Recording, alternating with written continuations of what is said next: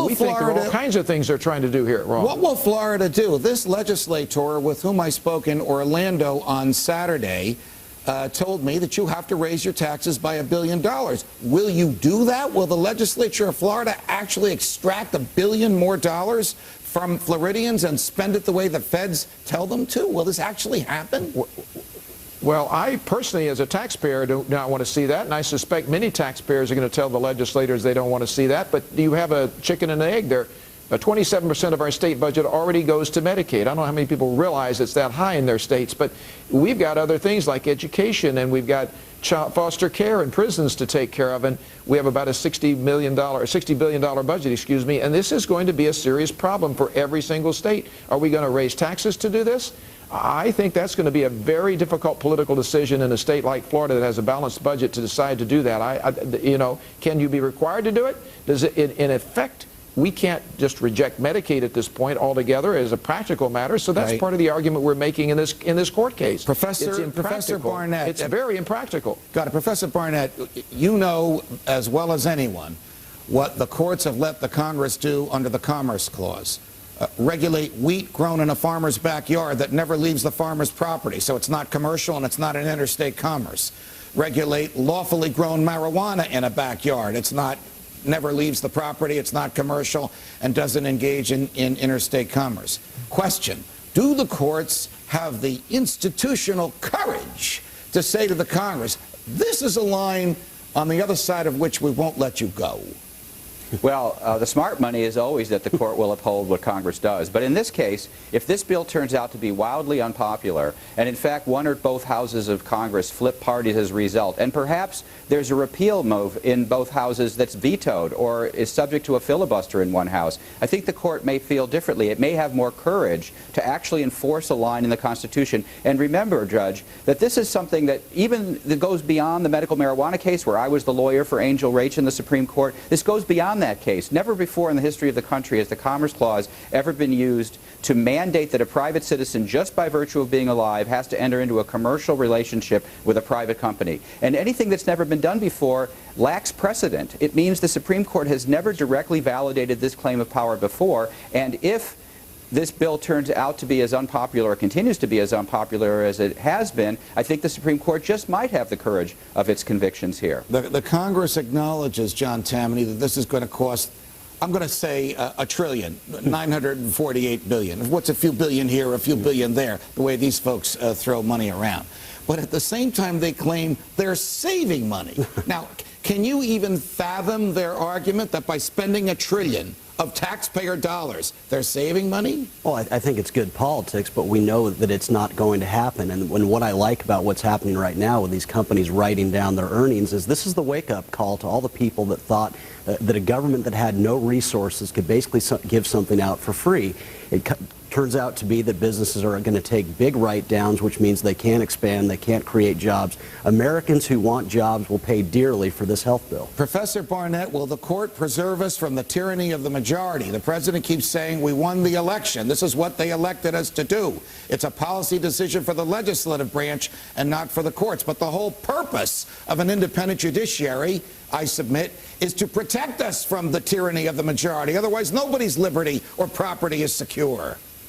Well, I agree with you about that, and I commend Attorney General McCollum for bringing this lawsuit, and I think the lawsuit has great merit.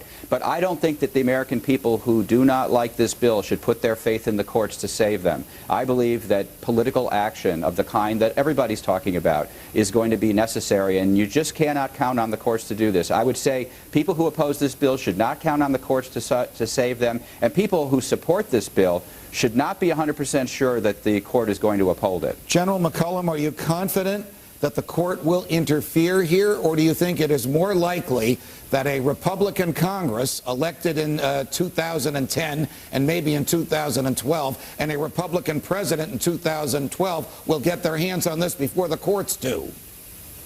Well, of course, it's a lot simpler for the Congress to go and act and make changes in principle, but the fact is you've got to have potentially supermajority to go reverse this in the Senate at least, and we know that this is going to get to the Supreme Court in a couple of years, hopefully on an expedited path. And I'm very confident that our arguments are going to prevail at the end of the day. There may be a few bumps on the road here and there. There are a lot of technical issues here.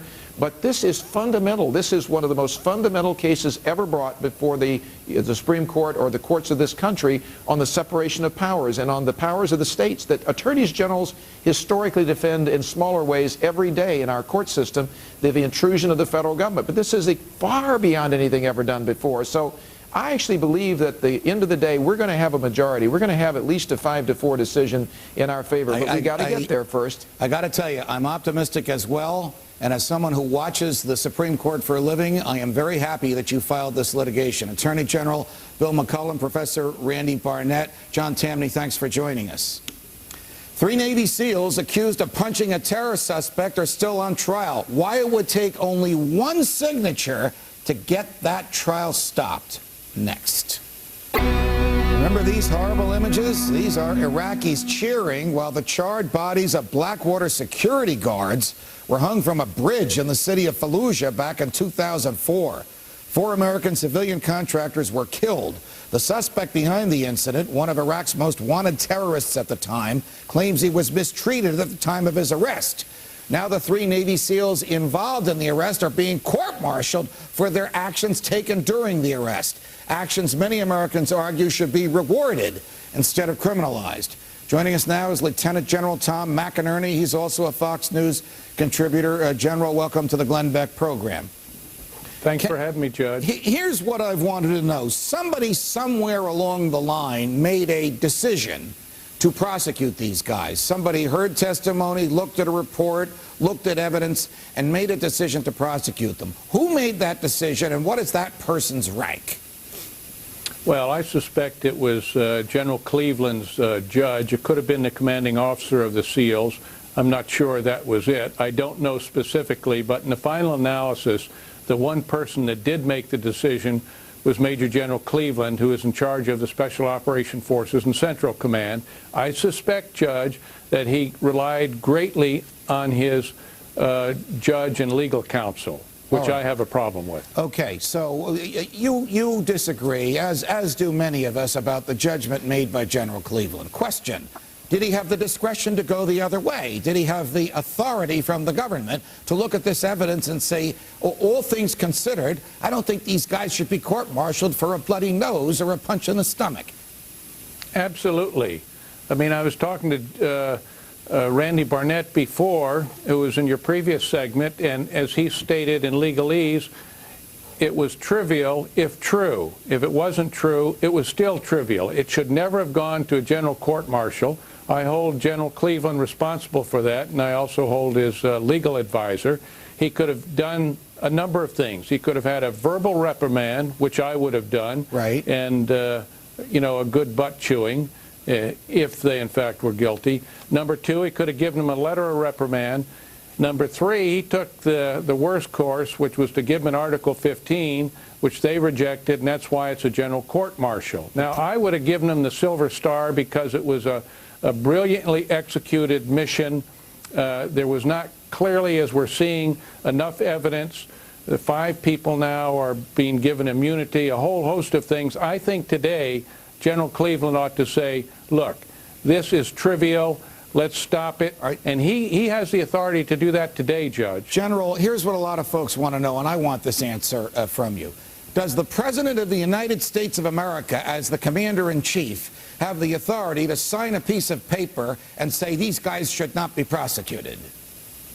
Well, he could do that, but I would, again, not recommend that. He could pardon them if, in fact, they were convicted. The way the case is going, I do not think they'll be convicted. There's a very high probability they will not. But as I say, the thing that could be done right now is General Cleveland ought to say, look, this is wrong with all this evidence coming in. Understood. I think this is wrong. Can generals and people in command between General Cleveland and the President, Secretary Gates, General Petraeus, General Odierno, whoever was in charge at the time, do they have the authority to say this is just a wrong prosecution and it shouldn't take place? Well, they could talk to them. Technically, they could take it away from General Cleveland. They'd have to take it away from him. We don't do that in the military. We let the man in charge do it. They could talk to him, and they could make certain suggestions, but clearly the only thing they could do if they wanted to change it, and General Cleveland did not want to do it, they could reassign General Cleveland, or in fact, they could take it away from General Look, Cleveland. in the if they, in civilian fact, world, thought he was if a wrong. guy robs a bank, he's running out of the bank, and the police tackle him to stop him, and in the act of tackling him, he breaks his nose, we don't prosecute the police. Why are these guys being prosecuted?